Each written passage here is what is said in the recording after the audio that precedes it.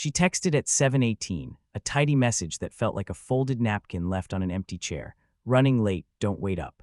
The words were polite, almost considerate, and yet they landed with the weight of something rehearsed, like a line said to avoid the longer conversation that starts when the door finally opens. The apartment held its breath with me. The hum of the refrigerator counted the seconds. Outside, the city pressed a soft gray against the windows, all those lives stacked in concrete and glass, each with their own dinners cooling on tables, their own quiet questions curling like steam. I lit the candles anyway. 3 of them, thin, white, unscented, because the scented ones made everything feel too staged, like a set rather than a life. I set the plates. I poured water and watched condensation paint soft halos around the glasses. I tore bread and left the torn edge facing her side. It's the kind of intimacy you learn over years, how someone likes ordinary things to be ready. Ready means you believe they'll show up. Ready means you still live toward them. Lately, ready felt like a superstition, like touching a doorway with your fingertips before leaving, as if the wood could remember you and help you find your way back. Her chair had become something I navigated around rather than a place I sat across from. The space of her was there, but her wasn't. That distinction, space versus presence, has a taste, metal almost. Like you bit your lip too hard and didn't tell anyone. The first candle bent slightly as if bowing to an audience that refused to clap. Wax pooled. Minutes kept choosing themselves. I checked my phone. No new message. I told myself it was traffic, a taxi, a meeting that refused to stand up and let her leave. The city excels at trapping people in stories they can't end quickly. I washed a spoon that didn't need washing. I wiped a surface that didn't need wiping. The sound of the cloth moving in small circles was almost tender. At 8:03, the elevator thunked and sighed somewhere in the building, and my heart did that stupid, involuntary thing, picking up its pace for a sound that had nothing to do with the person you want. I smiled anyway, the way you do when hope is muscle memory. I heard footsteps in the corridor. They passed our door and kept going. The smile didn't know how to climb down, so it just dissolved. When the door finally opened at 8:41, the smell arrived first. Candles smoke from somewhere else, a hint of a different kitchen, something buttery and warm threaded with a perfume that wasn't hers but now clung to her hair. She stood with a paper bag in one hand, a bottle in the other, and that bright, high smile people use when they've already written the scene they want you to accept. "Surprise," she said breathlessly. "Candlelit dinner." She lifted the bag like it was a flag. "I wanted to do something nice." Her name is Ria, mine is Kabir. We have 8 years of small, shared rituals and 1 year of subtle distance that neither of us had the courage to map. The kind of distance that doesn't announce itself as leaving. It just reassigns the light in the rooms. It moves the chair a little to the left. It makes the rain sound like a conversation in a language you almost, but not quite. She breezed past me into the kitchen, humming a note too high for her usual range, like she was leaning on someone else's voice.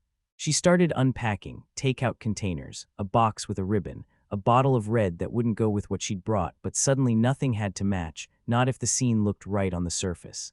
"I know I've been distracted," she said, that practiced self-aware tone people use when they want credit for naming the wound without touching it. "But tonight, let's just be us." Us. It used to be a door we both pushed open at the same time. Tonight it sounded like a story she was auditioning for. She lit 2 of the candles I'd already lit and blew one out like a wish. The room filled with that soft gray-blue smoke that always smells like endings even when you want beginnings. I watched her move around the kitchen, touch the drawer with the cutlery, open the cupboard with the plates, the choreography of familiarity. I tried to feel grateful for the effort. I tried not to notice that she held her phone face down whenever she set it on the counter. "Sit," she said, bright, almost pleading. "Please." So I did. The chair sounded loud. 2 plates. 2 forks, the soft glow of candles that wanted to be forgiven for being too on the nose. We ate in small, careful bites, the kind that show you're willing. She told a story about a colleague who forgot a password and shut down a system for an hour. I laughed in all the right places. She reached across the table and touched my wrist. It felt like someone had taught her how to touch, and she was getting the steps right, but the music wasn't playing. "I've missed this," she said quietly. The words landed near me, but not in me. I want to say I missed it too. I want to say I reached for her hand and didn't let go. I want to say that sometimes pretending is the most loving thing you can do while you wait for truth to come home. But there was something else on the table besides food, besides candles, besides the hope we kept shuffling like cards, something folded twice, tucked under the ribbon box, peeking like it had gotten lost and just remembered where it needed to be. "A receipt." She saw me see it. That was the first crack in her bright, a small hardening around the eyes, a tightening of breath that you only notice if you live with someone long enough to recognize the weight of their inhale. "Oh," she said lightly, too lightly, sliding her fingers toward it as if to tidy, as if tidying was the moral answer. "Just the bill." I reached it before she did. The paper was warm from being near the candles. The ink was slightly faded near the edges where the heat licked. I unfolded once, twice. Read the header. Not the restaurant we go to, not the one near her office, not a place we've ever named together. The date was tonight. The time was 7:12. 2 people, 1 dessert with 2 spoons. A note added manually at the bottom with a cheerful flourish. "Loved hosting you again, Ria. Same table reserved next Thursday." A small heart. And beneath it, a first name I knew from the way she had once said it into her pillow like a bruise she was trying not to press. Armin. The candle nearest the receipt sputtered and flared as if it, too, wanted to speak. She didn't. She watched my face as if she could control what it would do by not moving hers. Silence is a tool. Silence is a weapon. Silence is also the truest thing in rooms like ours. "Kabir," she said finally, almost a whisper, as if the apartment itself would get involved if she said my name any louder. "Please." "Please what?" "Please believe that dinner brought home at 8:41 erases a table at 7:12. Please accept that the word again means nothing when it's written in friendly ink. Please let the candlelight soften edges that receipts sharpen." My mouth felt dry. My hands remembered all the ways they had loved her. My eyes remembered every morning light that had made dust look like soft weather. My chest remembered how to be a room that someone else could live in.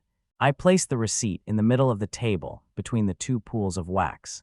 I didn't say a word. The paper looked strangely alive, warm, a small animal we had to decide whether to keep. She reached out, stopped, pulled back, then finally placed her fingers on the corner, the way a person touches good fabric in a store they can't afford.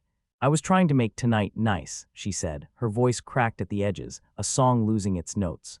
The building sighed, a neighbor closed a cupboard. Somewhere, someone laughed. The city continued without us, as it always does. She looked at me with eyes that didn't yet know how to ask for mercy. Mine learned how to hold still. There is an art to collapse. It doesn't have to be loud. The most honest part is the quiet after, when both people stare at the same piece of paper and see different maps. Her phone buzzed face down. Once, twice. The third time it stopped pretending it was just a small sound and became a presence on the table. I didn't flip it. She did. She glanced, and I watched something inside her lean toward something not here. That was the moment I understood the shape of our home now. 2 chairs, 1 table, and a doorway that kept getting wider without moving at all. "I can explain," she said, which is the phrase that tries to build a bridge and often draws a line instead. The candle nearest us guttered, dimmed, then steadied, as if rehearsing how we might continue. I pushed my chair back slowly. The wood complained softly. "Explain," I said, and the word felt like a thread I was handing back to her, waiting to see what she would stitch or what would unravel. She opened her mouth. The lights flickered once, the old wiring performing its own small drama. In the half-second of shadow, all I could see was the receipt glowing like a small, thin truth in the dark. When the light returned, her eyes were wet but not crying. "Not yet, he was a friend," she began. The word was already a lie in the room, and lies have a smell like warm plastic. The candle flame lined left in a draft I hadn't felt until then. I folded my hands together, not in prayer. In containment. The city outside pressed its forehead to the glass and waited to see who we were going to be. And before she could choose another word, the intercom buzzed, sudden and bright, cutting the room into before and after with a single electric line. She flinched. So did I. The apartment held still. The receipt, the candles, the bottle breathing air, everything watched the same door. I stood without scraping the chair this time. The intercom buzzed again, longer. I pressed the button. A voice I recognized but had never heard from that speaker said, "Ria, you left your jacket. Thought you might be mid-dinner." He laughed, soft, intimate. "Should I drop it at your door?" The hallway microphone picked up the distant rain beginning again. I didn't answer. "Not yet." I looked at her. She looked at me. The candle nearest the door flickered like a heartbeat. Sometimes collapse is a doorway opening from the other side. Sometimes the person on the other side already knows the way in. The intercom buzzed a third time, polite and confident, a guest certain he was expected. I pressed the talk button, my fingers steady, my voice almost calm. "Who are you?" I asked. The line hissed softly, the building's old lungs filling with breath. He said his name. And the apartment forgot how to breathe at all. Night learned new hours after that. The clock kept its usual discipline, numbers arriving in their neat sequence, but time itself became uneven. Some minutes stretched thin as a sheet held by 2 people who don't want to tug. Others collapsed into small, hard seeds that lodged under the tongue. Sleep hovered, uncommitted. The refrigerator hummed a lullaby for a house that didn't know what childhood to remember. He left the jacket at our door. Brown leather, clean stitching, a scent both expensive and careless. Rhea held it like an apology she didn't know where to place. He shouldn't have come, she kept saying, as if logistics were the wound and not the geography of her evenings. He shouldn't have. The second half never found itself. Words do that in the aftermath. They gather around the wrong things and call it explanation. I want to be the man who raged, the man who threw the jacket down the stairwell and watched it tumble, a small, powerless animal undone by gravity. I want to be the man who demanded, dramatized, made the neighbors whisper and the doorframes remember. But the truth is, dignity sometimes wears silence because it doesn't know what else fits. I hung the jacket on the back of the chair she used to curl her legs under. It looked like another person had sat down to join us and forgotten to leave. The next morning, rain made the road sound like fried cumin popping in hot oil, sharp, brief, conversational. People ran under umbrellas with the courage of those whose lives hadn't split in two the night before. A woman laughed too loud in the corridor. A child dragged a plastic bag like a cape. Ordinary life continued its steady inventory. Our apartment took a head count and found us reduced. The traces were everywhere, and not because she was careless. She'd been careful, actually. Anyone would have admired the method. Different passwords, thoughtful timing. Meetings placed like chess pieces. Receipts folded twice and tucked under ribbon. A sequence of half-truths that, when stacked, looked tall enough to hide behind. But affairs are not only logistics, they are physics. Two bodies introduce new forces. The air changes. The light decides a new angle. The silence becomes an instrument and plays the same note too long. His name remained in rooms he hadn't entered. A mug she brought home from a cafe that didn't exist on my map. A playlist she wouldn't skip but turned down, as if reducing volume reduced meaning. The way she said, "I had lunch" instead of "we ate." Pronouns can be more honest than people. In the afternoon, while she was at work, I laid the jacket on the table and watched rain bead on the window. I let myself be the man who put his nose to the collar and smelled someone else's version of her. Nothing exploded. That surprised me. The world didn't break to match us. The kettle still clicked off at the right moment. The lights still obeyed the switch. Even grief cued. It didn't rush. It arrived politely, in small envelopes, addressed by hand you could recognize but not stop. The first envelope said, "You were not wrong." The second said, "Being right will not save you." The third said, "Breathe." When she came home, she was gentle. Not with me, she had always been good at that, but with the space. She touched the backs of chairs, aligned coasters with the precision of someone making a room apologize for what it had seen. "We should talk," she said, casting her eyes toward the window where evening had begun its slow blue. "We are," I said. Two words can be a whole staircase when you're climbing in opposite directions. She sat across from me, no candles this time. Her hands lay open on the table like she was surrendering, but her shoulders stayed slightly angled, turned toward an exit she couldn't admit she'd studied. It wasn't supposed to be. She searched for a word that wouldn't betray her. That. "What is that?" I asked, and the grammar felt too sharp for the room. She winced. She told me about a project, about late nights, about the first time his joke landed on a day that had been unkind. She told me about a drink that became a habit, and a habit that became a hiding place, and a hiding place that made our home look like an interrogation room whenever she walked in. "I didn't mean to hurt this," she said, touching the table, the air me. The gesture included us all without belonging to any. There are moments when you can feel your heart like a person standing at a window, deciding whether to wave. I stood beside mine and watched her talk. "I kept thinking I could tuck it away," she said, and I thought of the folded receipt, the ribboned box, the jacket on the chair. Tuck is such a tender verb for something that displaces entire lives. "His jacket," I said, because sometimes you must name the smallest thing to pull the thread on the largest. She nodded, shame moving across her face like a slow cloud. "He's not what you think," she tried, and the candle we didn't light flickered anyway in a gust from the window that wasn't open. "Then tell me," I said, and the quiet that followed had no furniture to sit. We walked through the story like people moving through a house after a fire, touching objects gently to see what had survived, what would leave soot on our fingers forever. She spoke of feeling invisible at work, of a fight we had 3 months ago that I had filed under resolved, while she filed it under ongoing, of nights when the world felt too loud and the only silence available was someone else's apartment. He texted while she spoke. The phone buzzed near the salt. She didn't look. That restraint, so small, so visible, felt like a flower placed on a grave that is not yet yours to grieve. He doesn't know about last night, she said. She breathed out. He thinks we're leaving each other. The sentence sat between us and refused to go to either. I didn't ask who told him that. It didn't seem like a question with a useful answer. Instead, I asked her how long. The arithmetic was less about dates than about the parts of my body that would have to relearn their own history. My hands remembering where they had been while she was somewhere else. My mouth recalling nights when it had spoken into a room that only seemed to be ours. She told me a number. It was both less and more than I feared. It always is. After she slept in the other room, on purpose, with care, her body learning the geometry of a surface that didn't include me, I sat at the table with the jacket in front of me and opened my laptop. Not to spy, to see. Seeing is different. Seeing is the mercy that begins when pretending ends. I went through our accounts. I scanned the calendar. I mapped the days when a new kind of laundry appeared. I traced a pattern not to punish her, but to learn the choreography of absence.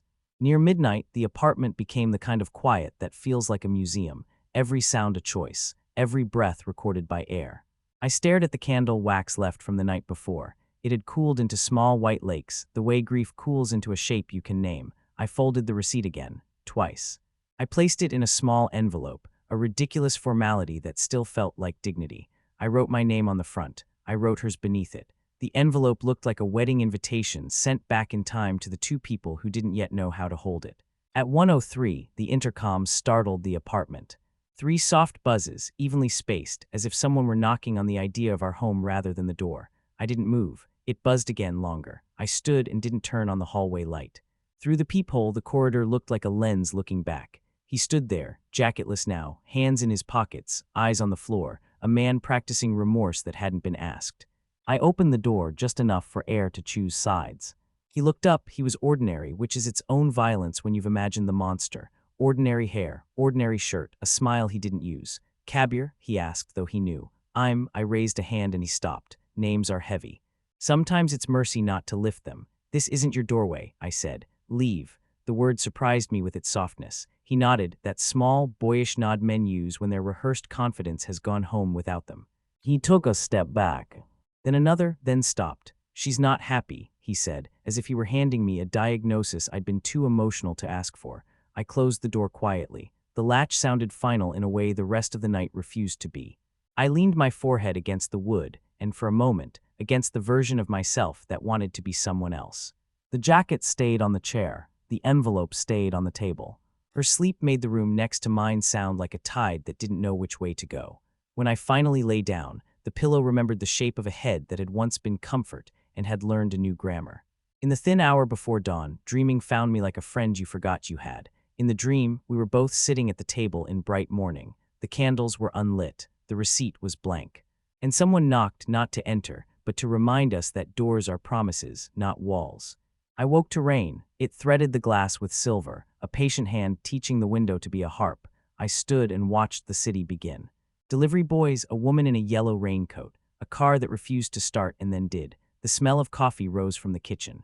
Ria was already there, hair up, eyes swollen but clear in that way eyes get when a person has chosen truth and is waiting to see how much it costs. I'll talk to him, she said before I spoke. I'll end it. She looked at me. If there's anything left to end it for. That's the cruelest question honest people ask you. It places a mirror between mercy and self-respect and asks which face you can bear. I poured coffee. I placed a cup in front of her without touching her hand. In the steam, a small world blinked into being and out again. End it, I said. Not for me, for accuracy. She nodded, and the nod was heavier than some vows. She reached for her phone. Her thumb hovered. She set it down again. I'll tell him in person, she said. Lunch, the place she stopped. The place. After she left, the apartment lilted between relief and ache. The jacket still waited. I slid it from the chair and placed it in a paper bag. The leather sighed like a tired decision. Before folding the bag closed, I checked the inside pocket, habit not suspicion. A small receipt folded twice, a boutique's name I didn't know. The item line said, necklace, crescent pendant, silver. The date was a week ago. Paid by card ending 9216. The signature looked like his name had learned to dance with the pen. I didn't intend to bring the bag with me. I didn't intend to leave the apartment at all. But grief likes movement the way fire likes air. I found myself in the elevator, the bag in my hand, the mirror showing me a man practicing how to stand in public with private pieces cracking. The cafe was 6 blocks away. I knew it without knowing. Affairs are maps that redraw your city without your consent. They were already seated when I arrived, glass walls making their conversation a silent film. She leaned forward, elbows tucked in, the old Rhea who made you feel like the only subject in a generous world. He leaned back, hands open, an amateur's version of vulnerability. I stood behind a parked scooter and watched their mouths move. After a while, she reached into her bag and pulled out something small, a box. She slid it across the table. He opened it, confusion first, then guilt curling the edges of his mouth. He said something practiced. She said something unpracticed. The air between them changed shape. When he stood, he looked older. When she didn't, she looked truer. He walked away without the box. She stayed, her fingers resting on the lid like it was a pulse. I didn't go in. I didn't wave. I didn't leave. I watched until she set the box in her bag with great care, as if placing a heart back into a body. She raised her face to the rain and let it find her. People passed around her the way water passes a rock and learns a song. I turned for home, the bag with his jacket, now light as paper. The elevator jerked once between floors, as if to ask whether I was ready to be delivered back to my own version of the story. The apartment smelled of coffee and rain, and a quiet that was no longer pretending to be peace. I placed the bag by the door. The envelope waited on the table. I sat and listened to my breath until it sounded like someone. The key turned at 2:16. She stepped in, wet hair, bare face, a person who had paid a bill you can't keep a receipt for. She saw the bag, she saw me, she didn't reach for either. "It's done," she said, and part of me wanted to applaud. Another part wanted to ask why applause is always late. She set her phone on the table, screen up, the new honesty both generous and cruel. It lit with a message that had already arrived. 3 words that were not a question, and not a plea, and not a threat. Just 3 words that understood how this would feel for a long time. Did you tell? She didn't touch the phone, neither did I. This is the point where many stories end in fire. Ours didn't. It ended in rain. It ended in 2 people who still knew how to pour water into glasses without spilling it. It ended in a room that had to learn a new name for itself. We didn't talk for an hour. We moved quietly through the apartment, each choosing tasks that made sense. She folded a blanket that didn't need folding. I washed a mug that didn't need washing. When we finally sat, it felt like a negotiation between grief and grace. "I want to try," she said. The sentence sounded like a paper ship you place on a lake and encourage with breath. "I don't know if trying is the kindest thing we could do," I said, which is a strange sentence to say to the person you've loved most. She nodded. Tears finally arrived, not loud, not performative, just the careful kind that make the face look like a place that has known rain for a long time and still chooses to grow. My hands remembered their favorite choreography and stayed on my knees. I looked at the envelope. It looked back. "There's more," I said gently, and set the necklace receipt beside the one from dinner. The crescent pendant winked from between us, like a moon that had chosen the wrong sky. Her breath hitched, not because she hadn't expected it, but because confirmation can be both mercy and blade. "I returned it," she whispered. Today, she slid the box from her bag and placed it on the table. The ribbon had been retied with dignity but not flair. She opened it. Empty. Inside was the small white card boutique's love. "Thank you for shopping with us. Please visit again." The rain softened against the glass. The city dimmed to afternoon. We sat with the box, the receipts, the bag by the door. There was a life present in this room that wasn't either of ours yet, a life made of what we might do with what we now knew. I reached forward and closed the box gently, as if not to wake someone. "We can't unknow," I said. She nodded, and the nod didn't break her. It set her down. When evening came, we didn't light candles. We didn't need more light to admit what was already bright. She stood slowly, as if listening to instructions from a kinder authority. "I'm going to my sister's for a few days," she said, "not to punish." To listen, she touched the doorframe on her way out with 2 fingers, the way believers touch thresholds. The door closed without drama. The jacket in the bag was a small, obedient animal waiting for a decision. I carried it out to the corridor and set it beside the elevator with a note. Wrong.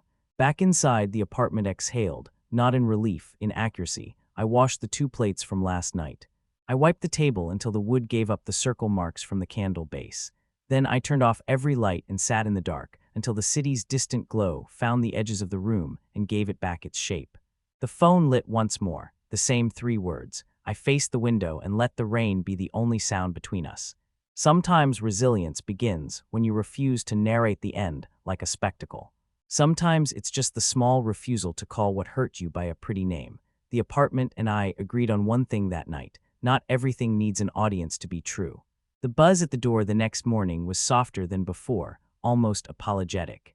I opened to find a paper bag on the mat, our bag, the jacket gone. In its place, a folded note in a hand that tried to write like a gentleman. I didn't read it. I closed the door. I set the bag on the counter. I opened the window to the kind of rain that asks permission. The city answered yes on our behalf. On the third morning without her, the apartment learned how to be honest. Honesty is not brightness, it's even light. It's when shadows don't pretend to be anything else. The kettle whistled in a key the room could hold. The chair across from me did not impersonate a person. The table forgot last week's conversation and learned today's silence without complaint. Her sister called once to ask if I needed anything.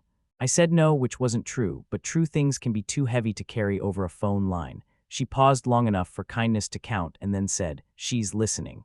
I thanked her for the word, because listening is different from deciding. Listening is brave in a way that runs away from applause.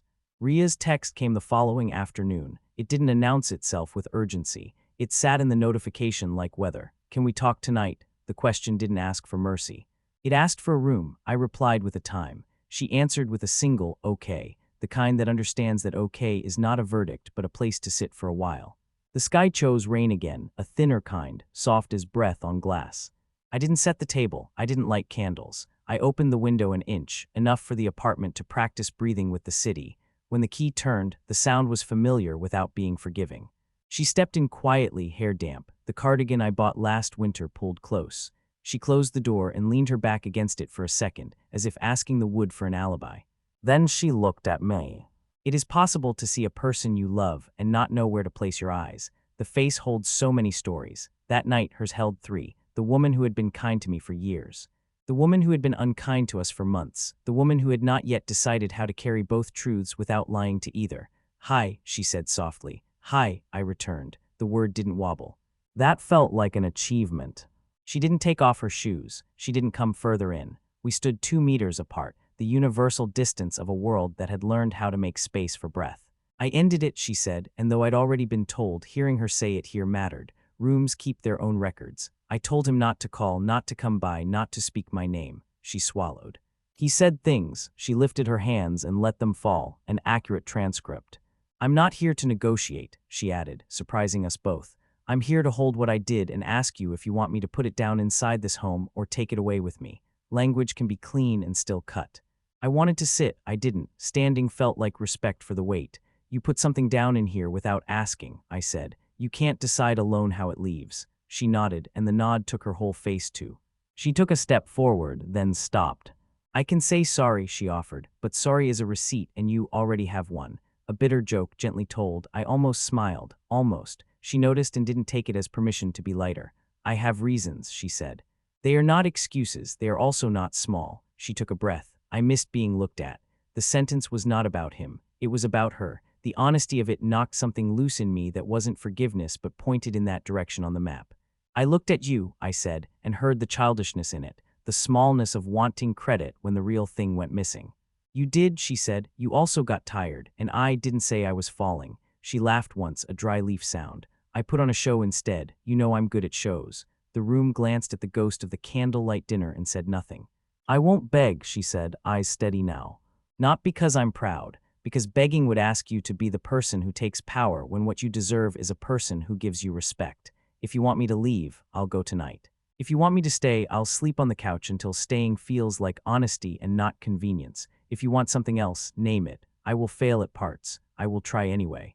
There are words that build a small bridge. There are words that ask for wings. I didn't have wings, but the bridge she laid down was sturdy enough for a first step. "I want the truth when it hurts, not the performance when it doesn't," I said. "I want to relearn the apartment without looking for ghosts under the furniture." I gestured to the table. "And I want to eat without naming who isn't here." That last one surprised me. "Sadness makes poets of ordinary." She nodded, a new nod, one that fit. "Then the first truth," she said, "is that I don't know how to forgive myself in a way that will be kind to you. I may confuse your mercy for absolution. If I do, you need to tell me. I need to hear no." She stepped to the kitchen and, without asking, made 2 glasses of water. We sat. The glasses left rings the table would remember until morning. "What do we tell people?" she asked. "Whom?" I asked back. "Everyone," she said, and the way the word crowded the room was almost funny. "We tell them the truth in small pieces," I said. "We tell ourselves the big piece." She waited. I placed the envelope between us. The big piece is that we are not the same people trying to save the same marriage. We are two new people deciding whether a new marriage is possible between them. The envelope looked satisfied, as if finally addressed correctly. She put her hand on the envelope, but didn't open it. She didn't need to. I can move out for a month, she said. We can talk twice a week. We can write once a day. We can not see other people. We can fail and say so. The practicalities were strangely comforting. Schedules for grief, deadlines for ache. Okay, I said, not promises, practices. She smiled without showing teeth. It was almost beautiful. She stood. I'll pack some things, she said, and the apartment watched her move through it with a gentleness reserved for goodbye that doesn't want to admit its name. In the bedroom, she paused at the closet. What do you want me to leave? She asked. The question made me dizzy with love and pain. Your books, I said quietly. They make the room feel red. She laughed, a small gasp. Okay. On her way out, she stopped at the door and touched the frame again. Why do you do that? I asked, a softness I hadn't intended sneaking into the words. My grandmother, she said. She said doorways remember the weight of those who pass. If you're kind, they tell the next person to be gentle. We stood there, two students of an old belief, asking a piece of wood to carry what we could not. Tomorrow, she said. I'll text in the morning, coffee in the lobby, neutral ground. Okay, I said again. It had become our best word, accurate, unpretentious, neither hope nor resignation, a small bench to sit on when both legs are tired. She left. Her footsteps down the corridor were steady. The elevator arrived with a bell that didn't sound victorious or tragic. It sounded like a machine doing its job. That night, the apartment slept. It actually slept. The refrigerator's hum fell into the background. The air retired early. Even the rain took a night off. In the dark, I felt the shape of my chest from the inside and realized something new had moved in. Not forgiveness. Not yet. The possibility of shape without her. The possibility of shape with her. Later, different, named correctly. The room joined me in not deciding. That was our truce. In the morning, a small envelope had been slid under my door. My name in her handwriting. Inside, a single line on plain paper. I will not ask the night to lie for me again. Beneath it, a pressed leaf, gold brown, the kind that keeps its veins visible long after it falls. I placed it on the windowsill. The light made it into a small, bright fossil. At 9 o'clock, she didn't text. At 9:07, she did. Lobby. I went down. The building's lobby is an in-between place, plants that never die, couches that never belong to anyone, a guard who knows too much and says too little. She sat with 2 coffees and a face ready for work. I booked counseling, she said before hello, solo, and together if. She left the if on the table. I nodded. Okay, I said. It hadn't failed us. We talked for 30 minutes like strangers who know the intimate anthropologies of each other's small mornings. She likes the first sip hot enough to hurt. I tilt the cup to watch the reflection before drinking. We both pretend these aren't declarations. When we stood, we didn't hug. We didn't even brush sleeves. We pressed the elevator button together, and for a moment our fingers looked like they were sharing a secret. The doors opened and swallowed it. That evening, alone again, I opened the windows wide and let the city in. Distance carries its own choir. A pressure cooker sigh, a neighbor's ringtone looping through a happy song for too long. The distant brakes of a bus. I cooked for 1 and 8 by the window. The rain returning to do the only job it knows, make everything truer by making everything quieter. After washing the plate, I dried it thoroughly, as if preparing it for a new chapter. The intercom buzzed once at 10:12, no voice, just the single polite note of someone who pressed the wrong apartment. I didn't answer. I turned off the lights and watched the city from the dark. The moon that night was a thin crescent, silver, careful, accurate. It hung in the window like a necklace someone decided not to wear. Morning light softened the apartment into a mercy it hadn't known how to offer us before. The corners lost their sharpness. The table, for once, looked like a table and not a witness. The chair across from me held only fabric and wood, and that felt like relief. Coffee smelled like morning rather than strategy. An old song found the radio by accident and didn't hurt when it played. Letting go does not arrive as a single event. It shows up in chores. In the way you fold a shirt without thinking about who watched you do it before. In the way you leave your keys in the bowl and don't expect to hear another set join them. In the way you open the window and it's only the weather that enters. That week became a slow, practical liturgy. Wake, breathe, work, water the plant by the window that had waited too long for us to remember it liked being alive. Ria and I met in the lobby twice more. Words grew healthier in neutral spaces. We spoke of schedules and counseling, and what we owed and what we didn't. Once, she told a small story about a sparrow that landed on her sister's balcony and refused to be shooed away. It stared at me, she said, smiling with the lightest amazement, like it knew my name but was being polite about it. We laughed, the kind of laugh that knows what it survived. In our third session with the counselor, a woman with eyes like restful water, we learned to let the word forgiveness exit the room without being chased. Forgiveness isn't a door, she said, it's a morning. She asked us to practice sitting in rooms without solving them. She asked us to name one small truth we could carry without dropping it. Mine was, I still love the way she holds a cup with both hands. Hers was, he still chooses quiet over victory. The counselor nodded as if we had just described two birds that might someday share a sky. At home that night, the envelope still on the table felt less like evidence and more like a museum label. The pressed leaf on the sill had dried into a firmness that made it look eternal. The crescent of the moon showed up again, thinner now, the month preparing to start over. I lay on the couch and let the apartment tell me its new story. You are not abandoned, you are rearranged. A message arrived from her, not a question, not a plea, a sentence with its own backbone. I'm going to keep the apartment for you. I stared at the words, twice. I'll find a place near my sister, she added, at least for the year. I wanted to argue, to call it martyrdom, to split hairs over fairness, but the truth was simpler. She was right. The home had chosen a heart to beat around. For now, it was mine. We went together through drawers the following weekend. We touched our things like archivists, gentle, precise, respectful even of what hurt. We found a photograph from a train trip where our hair belonged to the wind and our faces belonged to the future. We kept it. We found a fork with a bent tine from a party where laughter was the loudest thing in the room. We kept that too. We found a sweater of mine that fit her better than me. She kept it with a promise to wear it on cold days as a kindness to both of us. When the last box left with her, we stood in the doorway like actors after the final bow, the stage suddenly larger because it didn't have to hold our pretending anymore. She touched the frame. I did too. 2 fingers, a ritual for thresholds. Thank you, she said, not for letting go, not for keeping, but for telling the truth at an hour when we could have told a prettier lie. Thank you, I said back, for ending what needed ending without burning what. We didn't say goodbye. Goodbye felt like a curtain. We said see you. See you doesn't promise a stage. It nods to the street. It gives you permission to become the person who walks on it. She stepped into the corridor. The door closed. The latch sounded like a pupil learning to focus. The apartment took a deep, ordinary breath. Letting go continued in the small ways. I bought a new set of plates, plain, white, neither of our tastes exactly, a neutral grammar for meals that would be fewer but honest. I returned the ribboned box to the boutique and asked them to donate the credit to a charity they liked. The clerk looked grateful and slightly confused, as if I had just spoken a dialect of kindness she understood, but didn't hear every day. One night late, the intercom buzzed. I didn't move. It stopped. It buzzed again. I pressed listen without pressing speak. Footsteps shifted, a cough, silence, then softly a voice I knew, not his, hers. I'm okay, she said to the door as if sending a letter to the wood. I'm okay, Kabir. I didn't open, I didn't answer. Not because I am cruel, because the door had already learned our new language and needed to speak it back.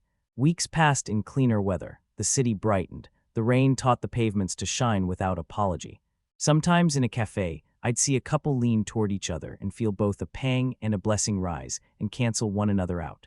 Once, at a traffic light, a girl in a yellow raincoat lifted her face to a surprised drizzle and laughed. The sound made the day kinder. Ria sent a photo one morning, a plant, the same species as the one I watered late in our last week. Look, the message said, it lived. She didn't add a heart, neither did I.